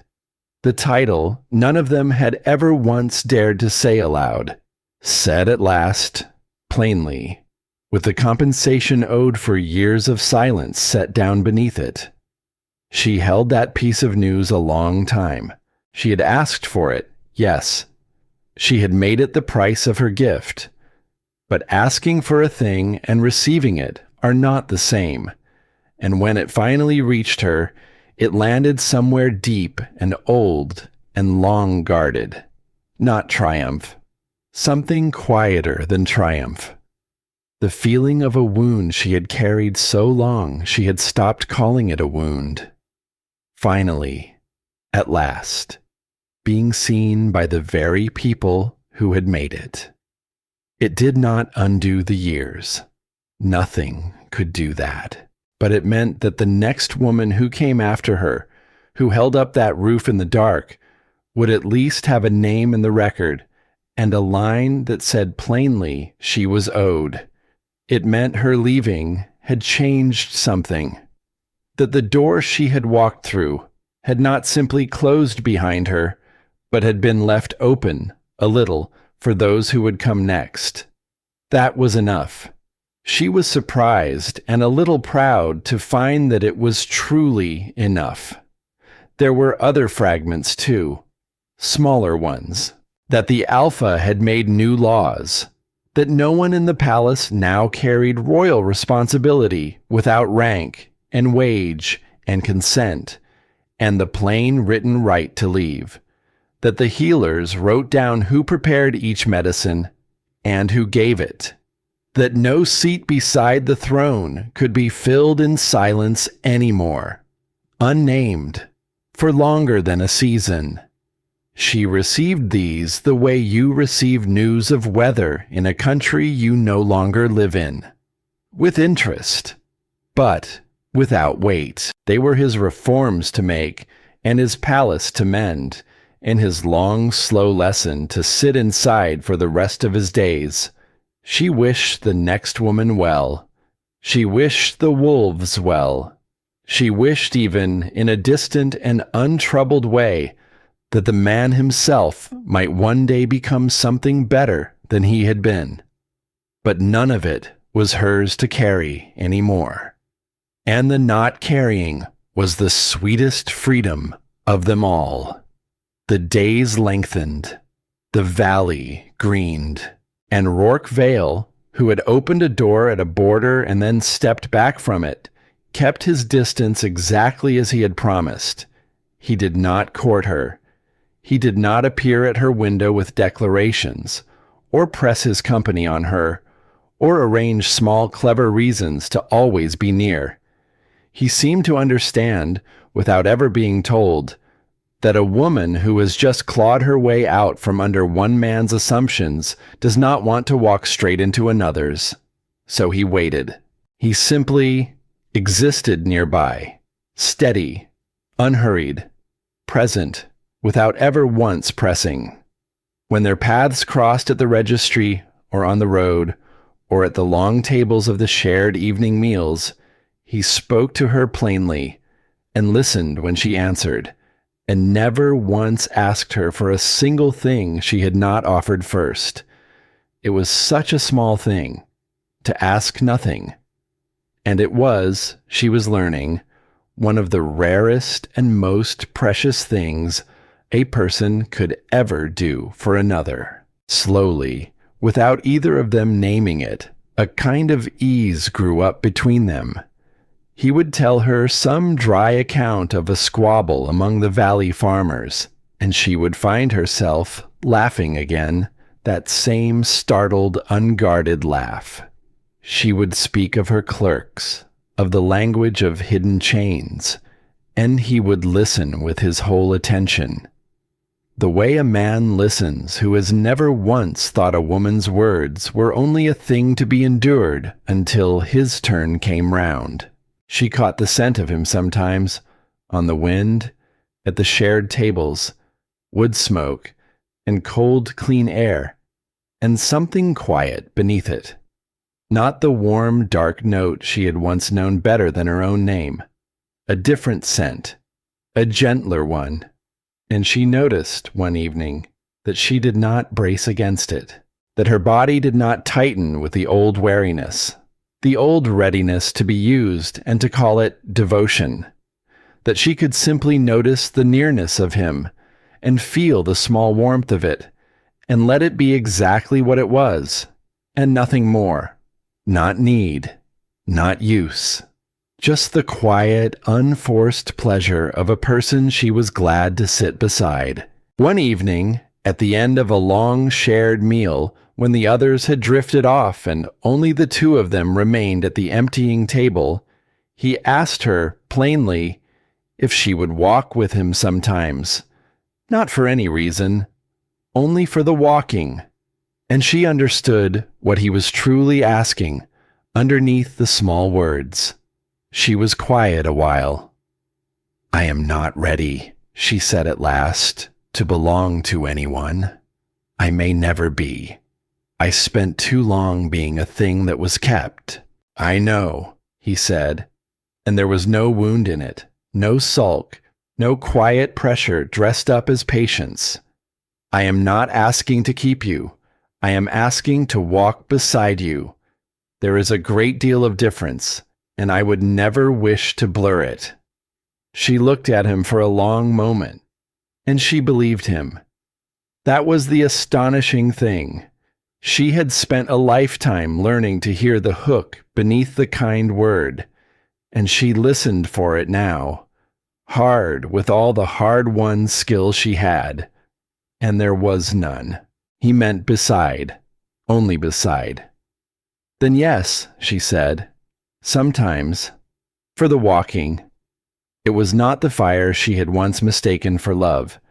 It was something slower, something that asked for nothing and offered everything, and let her keep her own 2 feet on her own solid ground the whole while. She did not know yet where it would lead, and she was in no hurry at all to find out. For the first time in her life, she had all the time in the world, and no one telling her what to do with it. And then, on a bright and warming day, when the last of the ice had gone from the river, Odette came. Seraphine saw her from a long way off, a small determined figure on the valley road, a bundle held tight against her chest, and something in Sarah's throat closed and opened all at once. They met in the middle of the road. They held each other for a long time, and neither of them spoke, because some reunions are too full for words, and only the body knows how to say them. When they finally drew back, Odette's eyes were shining. "You look," she said, and her voice broke a little on it. "You look like yourself, like you did before the walls ever learned your footsteps." She pressed her hand to her own mouth. "Oh, I had forgotten. I had forgotten what you looked like when you were only your own." Seraphine could not answer that. She only took Odette's hand and held it, and let the words settle into her like sun sinking into cold ground. Odette had brought lavender, the same as always, dried and wrapped and tucked into the bundle the way she had once tucked it into a drawer after a fever, on a night when no one else in the whole vast palace had thought to come. Seraphine took it and pressed it to her face and breathed. And there it all was. The whole of the old life folded into a single scent, the long nights, the quiet kindnesses, the one woman in a house of takers who had loved her without ever needing a single thing back. "Thank you," Sarah said, "for this, for all of it, for the token, that night, for the door." "I only hoped you would use it," Odette whispered. "And then I hoped, harder, that you never would." Her tears spilled over at last. Both at once, every single day, for years. Odette had brought one other thing, a letter. She drew it from the bundle slowly, almost reluctantly, and held it out. The seal was one Seraphine knew. The hand on the front was one she knew even better. Alaric. For a long moment, Seraphine only looked at it. The old pull rose, faint now, a ghost of a ghost. The part of her that had once spent so long hoping to be chosen wanted, even now, to break that seal and read whatever a broken king had finally found the words to say. "Come back. Forgive me. I did not know." She knew the shape of what it would hold, even unopened. And she knew, too, that whatever was written there, however true, however sorry, it would ask something of her. It would reach across the border with soft words and ask her to carry his understanding, his grief, his need to be forgiven. One more time, on her own weary back. She had carried enough. "Do you ever miss him?" Odette asked softly, watching her face. Seraphine turned the letter over in her hands, and she thought about it, honestly, because Odette deserved honesty, and because the question itself deserved more than a reflex. "I miss," she said slowly, "who I was when I still believed staying could make someone choose me." She looked out over the moving water. "I miss the hope of it. I do not miss the waiting. I will never again, as long as I live, miss the waiting." Odette's eyes filled. Seraphine reached out and took her hand once more. "But I do not miss him," she said. "Not the man himself. I miss only the woman I invented, the one who thought he might one day become someone worth all that hope. She was very brave, that woman, and very, very tired. I am glad now to have set her down." She looked at the letter one last time, and then, gently, without anger, without ceremony, she set it aside, unopened. She would not read it, not out of spite. There was no spite left in her, not anymore. She would not read it because reading it would make his story part of hers again. And her story, at last, was her own to write.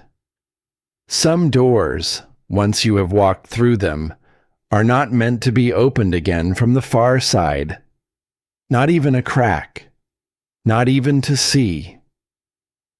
Odette stayed several days.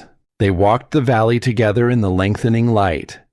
Sarah showed her the registry and the river and the long tables where the whole settlement gathered in the evenings, and no one sat closer to the wall than anyone else. Odette watched her move through it all, easy and unguarded, and more than once Sarah caught the older woman simply looking at her with wet eyes and a trembling, joyful mouth. "You are happy," Odette said on the last evening, as though she could scarcely believe it. "I never once saw you happy in all those years. Content sometimes, useful always, but never this." "I know," Seraphine said softly. "Neither did I. I did not even know what it was that I was missing. You cannot miss a thing you have never once been allowed to hold." And when Odette finally left to carry herself back across the border to the life she had chosen to keep, they parted without grief, only with love, because this was not a goodbye like the last one. This was two free women, each on her own road, promising to find each other again. That, too, was new. Later, on the evening after Odette had gone, Seraphine walked down to the river alone. The last light lay gold across the moving water. The ice was gone entirely now. What had held the whole valley frozen through the long, dark season had simply broken and moved and let itself be carried on. And the river ran free beneath the warming sky as though it had never once, in all its life, been still. She stood on the bank and she breathed the clean air, and she felt the whole long winter finally loosen from her shoulders and go. She thought about the woman she had been, not with shame. She had promised herself that.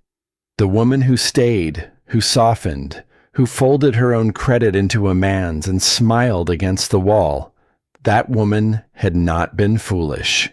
She had been hopeful, in a place that fed on hope and gave nothing back. She had been kind, in a house that mistook her kindness for a thing it was owed. There was no shame in having been kind. The only mistake had been in staying kind to people who had stopped, long ago, deserving it, in pouring warmth, year after year, into a room that only ever took it, and never once thought to keep her warm in return. She forgave that woman now, fully, gently, the way you forgive a younger self for not yet knowing what only pain could teach. And in forgiving her, she set the last of the weight down. Behind her, the valley bells rang for the evening meal. Ahead of her, the road curved on toward places she had never seen, and might yet choose to. For the first time in more years than she could name, no one had decided whether she would take it. The choice was hers, only hers. She thought of the corridor then, the half-open door, the warm room, and the certain voice, and the sentence that had ended one life, and, without ever meaning to, begun another. She'll never leave me. He had been so sure, and he had been right about one thing only. She had made herself, for years, into the woman who would never leave. She had built that woman with her own two hands, out of hope and patience, and the terrible, tender willingness to keep on being unchosen. And then, one winter night, she had walked out through an empty doorway and left that woman behind in the warm room where she belonged. The doorway behind her was empty now, and so was the road ahead. But this time, the emptiness did not mean loss. It did not mean absence or abandonment, or a place where something essential had been torn away. It meant space. It meant a life not yet assigned, a road not yet chosen. A morning that would come with no crisis waiting inside it, and no report to sort, and no man to steady before the dawn. It meant her own 2 feet, on her own solid ground, facing whatever on earth she pleased. Seraphine Vane smiled, not to soften a hard truth for someone else, not to survive an insult, not because anyone was watching and needed to be reassured that she would stay. She smiled because the doorway behind her was empty, and the road ahead of her was empty. And both of them, at last, belonged entirely to her.